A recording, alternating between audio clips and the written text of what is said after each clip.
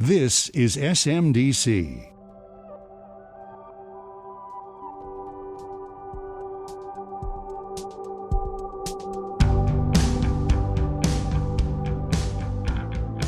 Hello everyone, and welcome to episode 19 of The High Ground, U.S. Army Space and Missile Defense Command's official podcast. I'm Ronald Bailey, aka Beetle. It's November 2023, and we're pleased to bring you more exclusive content on The High Ground. For this episode, I sat down with SMDC's third and current Command Chief Warrant Officer, CW5 Wesley Dohogn. In a couple of minutes, we'll get to know him a little better as he talks about his background, how he came to join the Army, his early career as a short-range air defense artillery soldier and NCO, and his decision to become a technical warrant officer. After that, he'll talk about the role warrant officers play in the Army, some current and upcoming news of interest within the warrant officer cohort, both across the Army and within SMDC, and a little about where his mind is as the command's most senior warrant officer and member of the three-person command team with Lieutenant General Karbler and Command Sergeant Major Foley, a role relatively new to him and many Command Chief Warrant Officers throughout the Army. So whether you're a warrant officer within SMDC, a member of the SMDC family across the world, or someone who just happened to find this episode on the web, you won't want to miss out on this unique opportunity. Formalities out of the way, we dig in with Chief Dohogn to learn about a young, pre-Army Wesley Dohogn, the early parts of his career as an ADA soldier and NCO, right up to the point in his career where he applied to become a warrant officer. Okay. The young me pre-Army is I came from small town, North Carolina, and my dad had served in Vietnam, so I was always enamored with the military. And I decided in middle school that I was going to do a career in the Army. All the way through high school, I was a JROTC cadet. Absolutely loved that the entire time. I never went back and challenged that, so here I am. In 1993, I joined the Army as an Avenger crew member. I did basic training at Fort Sill and AIT at Fort Bliss. Went straight to 5588 at Camp Stanton in Kwanton, Korea. And we moved the base halfway through my tour to Weijambu to Camp Stan Lee. That really confused all the cab drivers because sometimes we would get guys that were headed to Camp Stan Lee at Stanton, and we would get guys at Camp Stanton that were trying to get to Camp Stan Lee. Very humorous at 2 o'clock in the morning when you can't figure out where your barracks is. From there, I went to Delta 3rd of the 4th ADAR at Fort Bragg, now Fort Liberty, and spent 9 years there. Showed up there as a specialist E4, and I left there a staff sergeant. So a really good time. Was privileged to go to the Joint Readiness Training Center. That was one of the best jobs ever. I was a Stinger Avenger OCT at the training center, where I lived 2 weeks a month out of a Humvee, and we had the power of hindsight. You know, we walked around and we got to watch everybody fight the fight, and we just walked around and observed and took notes and gave them doctrinal feedback. But again, best job ever. I left the training center and went to Fort Drum. I went to 362 ADA, 10th Mountain. I was looking for something different because I had done 9 years in the 82nd and the 3 years at JRTC.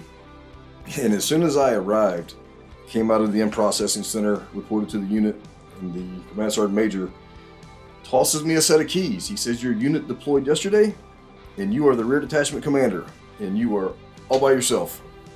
That was that. Then the battalion deactivated.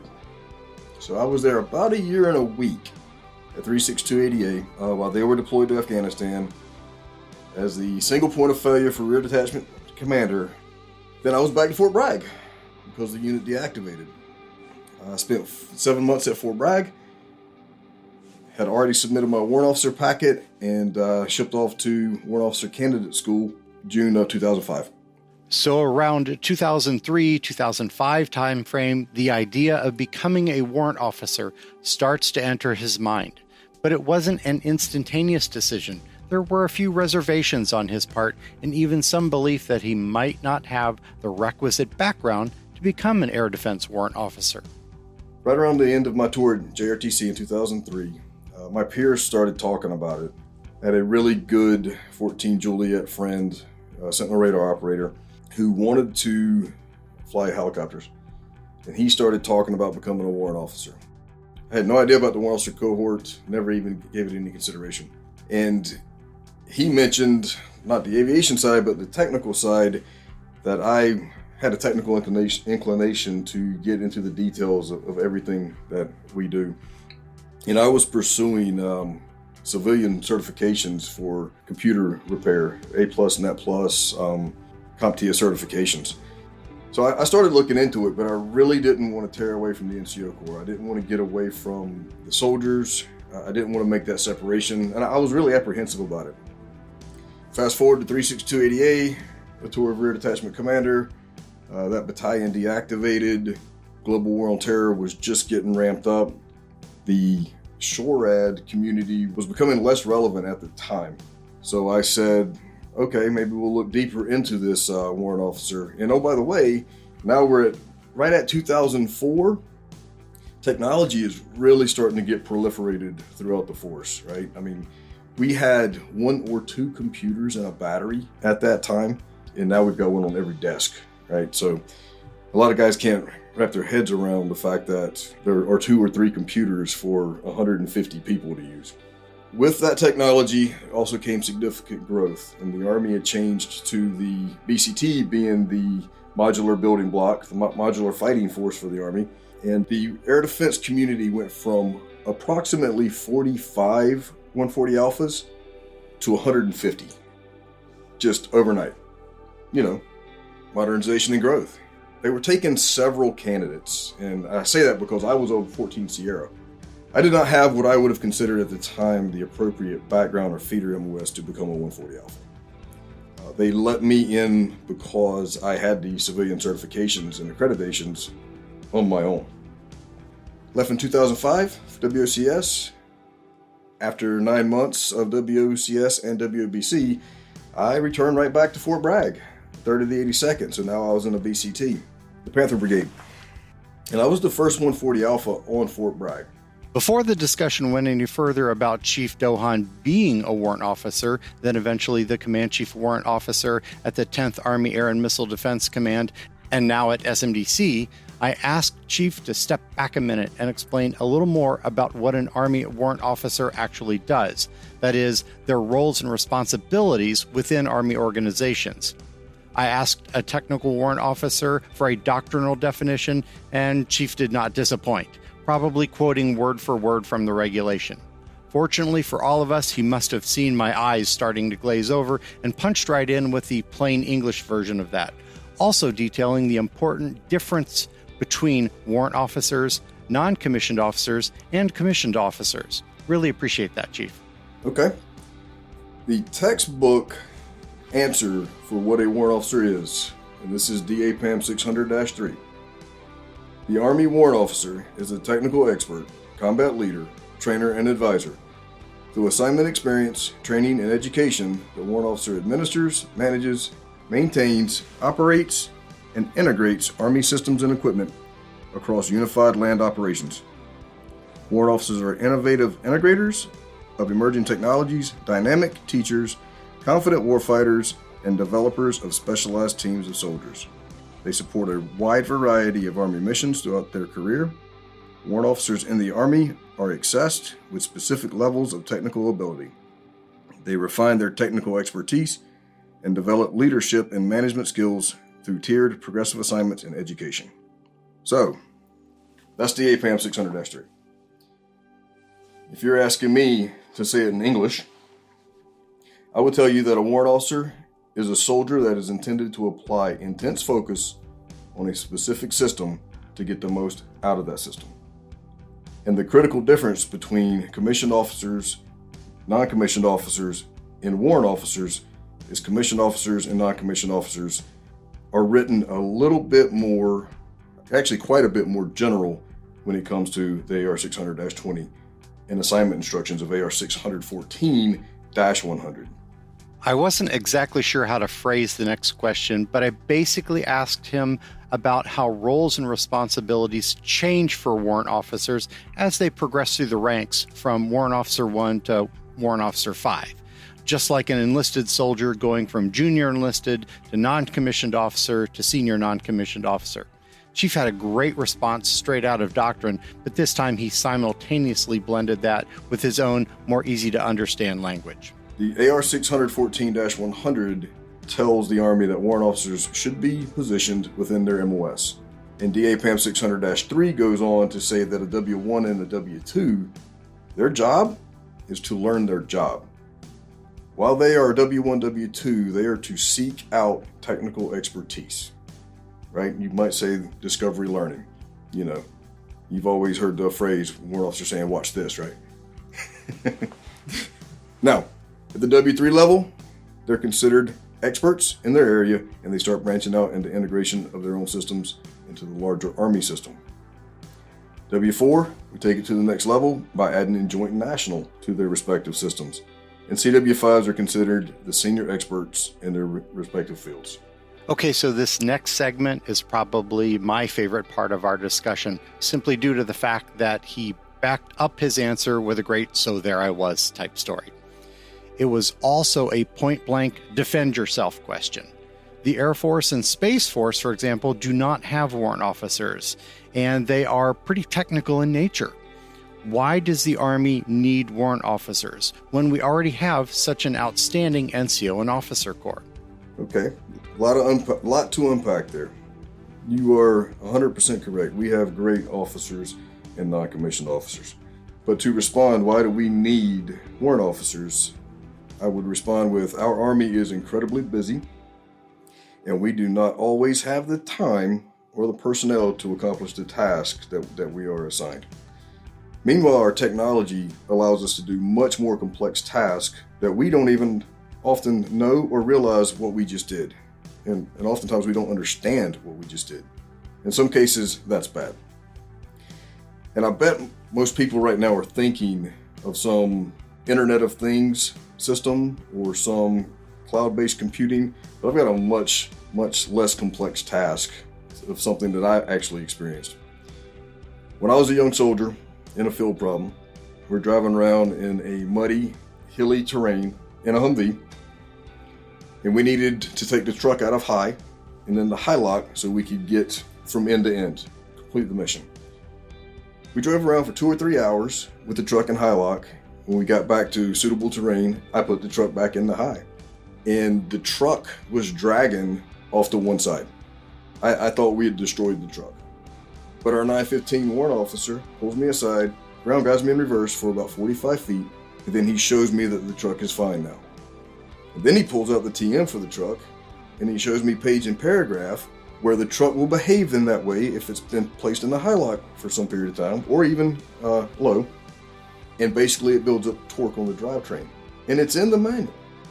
Now, I had spent every Monday for several years with that manual doing PMCS in a motor pool, and I had never made it to that chapter, right? It's deeper into the book. But that warrant officer had. He certainly had been to that chapter. He showed me page and paragraph in the TM. So, in my opinion, we need warrant officers to dive deeper into our equipment, watch our soldiers and our non-commissioned officers and officers use our equipment, and to show us how to squeeze a little bit more out of that equipment. Next, I asked him to explain his experience as a command chief warrant officer and some of the things he believed helped him prepare for such responsibilities. What I learned is that there is no clear path of experience, education, or assignments that effectively help senior warrant officers step into the role as a member of a now 3-person command team at the 1 to 4 star level headquarters. NCOs and officers grow through the ranks as a part of command teams, be that the platoon sergeant and platoon leader, company commander and first sergeant, battalion and brigade commanders and command sergeant majors. But those command team developmental assignments don't really exist for warrant officers. Chief Dohogn explains more about that and what helped him in spite of that. So I am not sure that any of these positions will set a warrant officer up, a technical warrant officer up to be a command chief warrant officer. We go through our entire career as a technical warrant officer, studying books, being very technically focused, technically oriented, trying to tell people as close as we can a binary 0 or 1 answer on something should or should not be done. so that the leaders can exercise mission command and make the best decisions. And we offer, the best flexibility. So then you turn around and you say, after 17 years of everything you do is grounded in doctrine, and you're going to say, now I want you to focus on people and leadership, and you probably should abandon your technical expertise, because now there's a soldier that's in that position doing that job, and if you start descending into their realm, you're actually taking opportunities from them, or you're building resentment. So I don't know that any position sets up somebody to be a Command Chief Warrant Officer.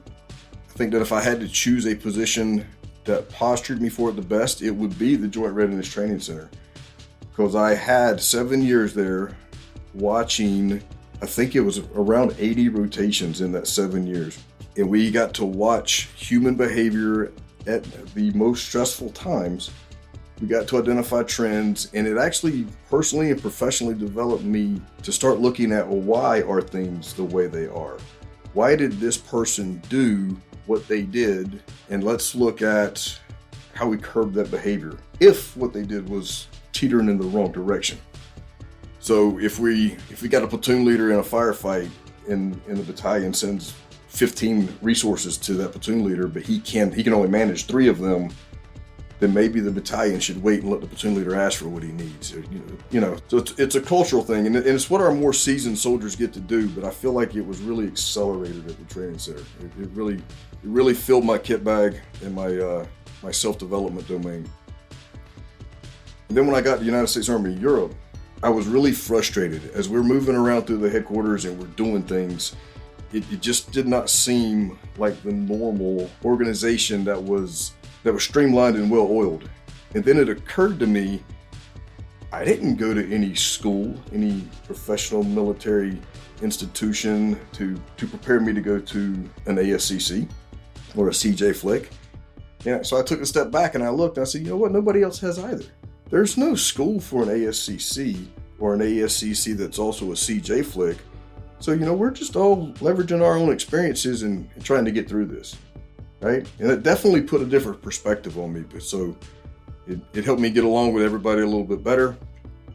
It helped me be a little bit more patient, and it helped me continue to move forward on that aspect or that culture of let's ask why and understand why things are the way they are so that we can move on.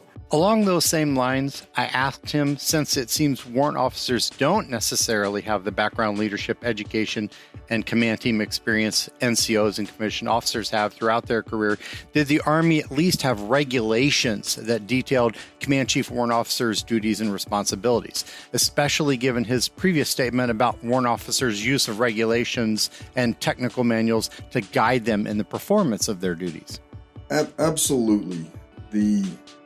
The first thing I said when they told me that I was going to be the 10th AAMDC Command Chief Warrant Officer is, holy smokes, where do I go to read about what that job is, right? Because again, I've been called a little extra. I might go to an extreme on things, but if I can't read it, it's somewhere signed in some doctrine, then it's hard for me to wrap my head around or go execute. Especially as a technical warrant officer for 17 years. And that didn't exist. The Army said, we're going to do Command Chief Warrant Officers, which, oh, by the way, Special Forces, Aviation, and the National Guard have been doing it for years. We just now picked it up in the Air Defense branch, and the MI branch is also doing it. So it's not everywhere yet. However, that was the first thing I looked for is, hey, where can I go read about what I am supposed to go do? And it didn't exist. So I went and I talked to the boss. I went and talked to General Brady. And when General Brady left, I had the same conversation with General Barnett. So I wanted to make sure that I was doing what they wanted me to do. And I think General Barnett gave me my favorite metric. He told me he wanted me to do 10% technical, 10% warrant officer, and 80% command focus.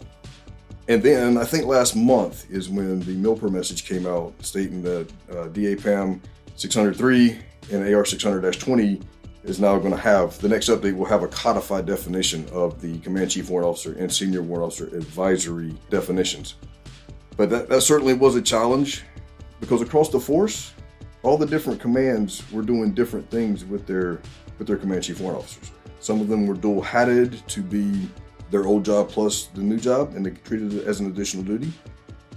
And on the same subject, CW5 Dixon Carter, she was the senior warrant officer to the Chief of Staff of the Army, senior warrant officer advisor to the Chief of Staff of the Army, but it was an additional duty for her. And that also got codified this year. So it is now an official position. Somebody else will come in to do her original job, and another person will come in to be the senior warrant officer advisor to the Chief of Staff of the Army. So we've made huge progress in those arenas, and it was definitely helpful that the Army defined the job so that we could standardize across the force. Next, I asked him to discuss any news he could convey to the broader audience about initiatives affecting the warrant officer cohort across the entire Army. Those items that had been worked over the last several years that were just now hitting the street. Okay, so what's new for warrant officers in general? I can start with merit-based promotions.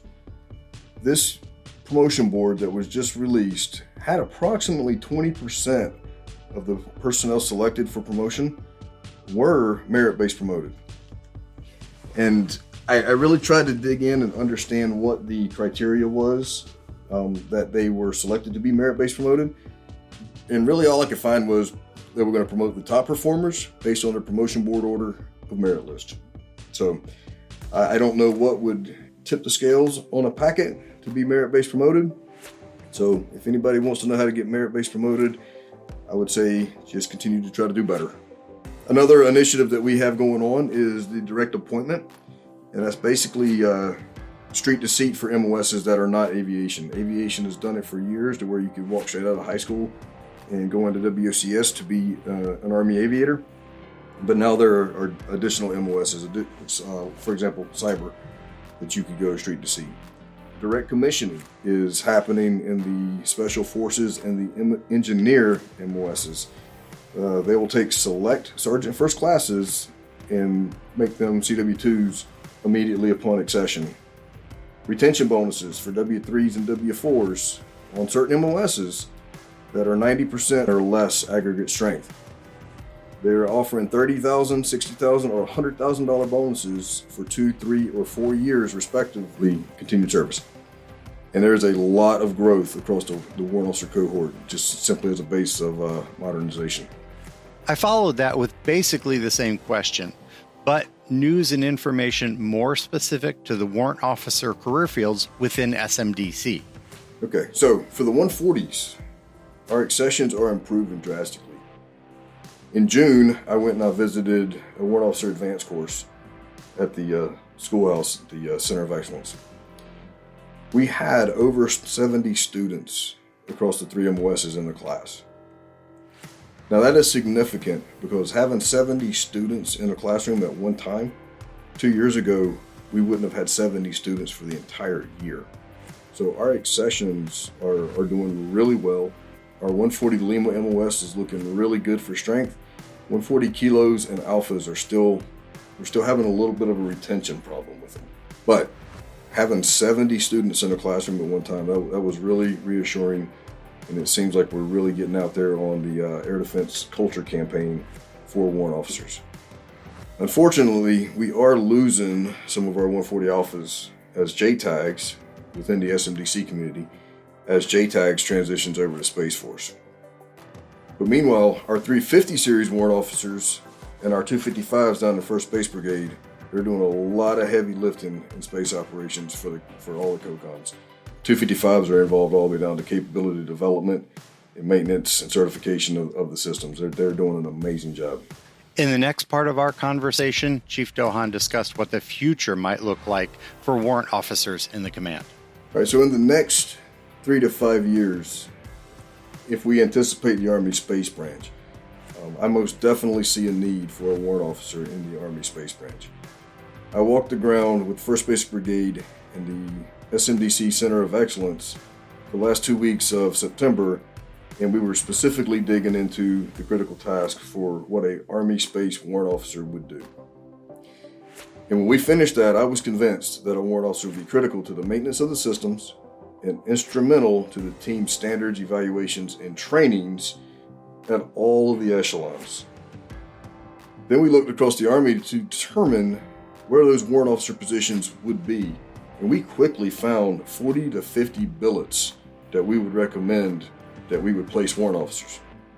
Now, that is absolutely critical because in order to have an MOS, you have to have 35 billets to make an MOS viable.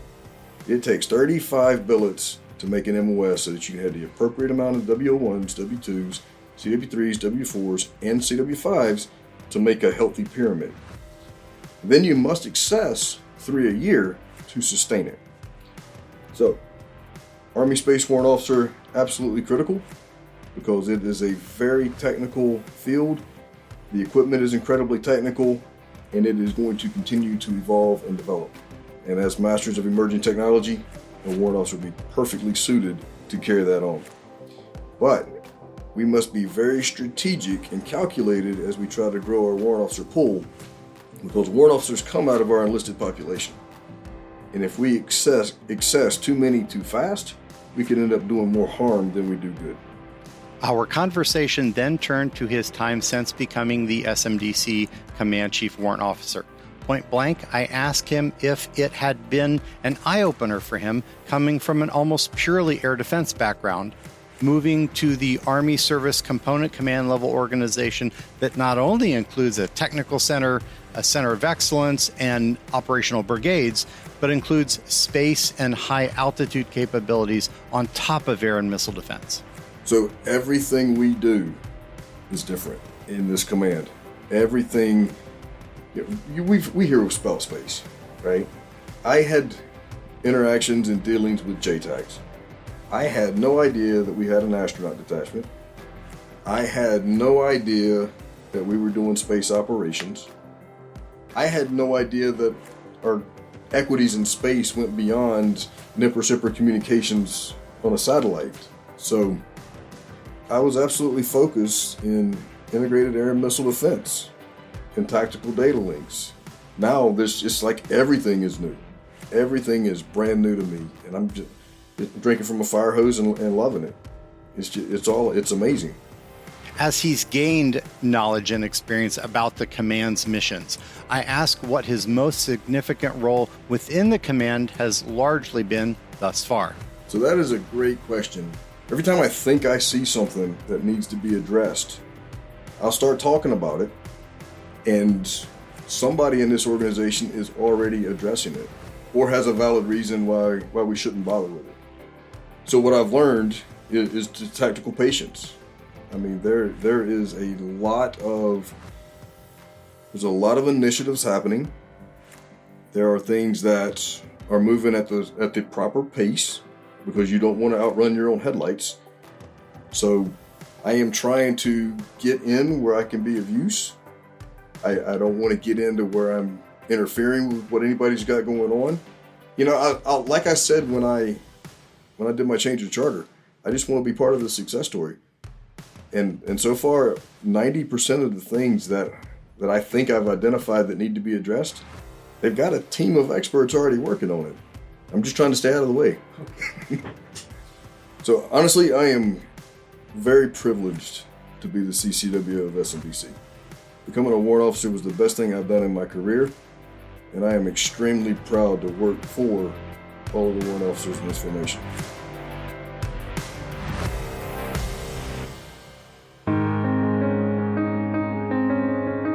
Closing up our nearly hour-long discussion, I asked Chief Dohogn to conclude with some of his personal thoughts. Basically, what was significant in his mind about warrant officer contributions and their future. Messages not just for SMDC's warrant officers, but for each and every one of us throughout the SMDC Global Command. I would offer that warrant officers are accelerating the Army's understanding and use of their complex systems. But I'd like to see that increase. And I'm sure several people just had a reaction, so I'll try to explain that. A few years back, United States Army Europe hosted a warrant officer symposium, and General Foley gave us opening comments. And something that he said really stuck with me. He said, make sure that you are contributing to the development of others. And I thought, wow, what if I measured my own performance by how well the people around me performed in respect to my expertise? So I went high and right, trying to get warrant officers to stop focusing on actually operating their systems, but to start instructing the soldiers, non-commissioned officers, and officers around them on how to use their systems. And that way, Chief is now developing special teams of soldiers and developing soldiers that are ready to be accessed as warrant officers. But of course, this plan didn't survive first contact. So many daily circumstances get in the way of this, such as MTOs and TDAs. And for example, an 880 warrant officer normally doesn't have any soldiers around them to mentor. But I'm convinced that the leadership gives it some thought that they could bring the warrant officers in, train up NCOs, and then the NCOs can pass it on in their training, and therefore making everybody better and reducing single points of failure. And I'm also in favor of retiring the term recruiting. I don't think we should be talking about recruiting when it comes to warrant officers. I think our warrant officers should be developing our soldiers so that our soldiers get better, our soldiers learn and grow. And when the soldiers are accessed to become warrant officers and they go to WOBC, they're already performing at the CW2 level. To learn more about SMDC's exciting missions, units, and people across the world, check out our social media or webpage at www.smdc.army.mil. For the High Ground Studio at Redstone Arsenal, I'm Ronald Bailey.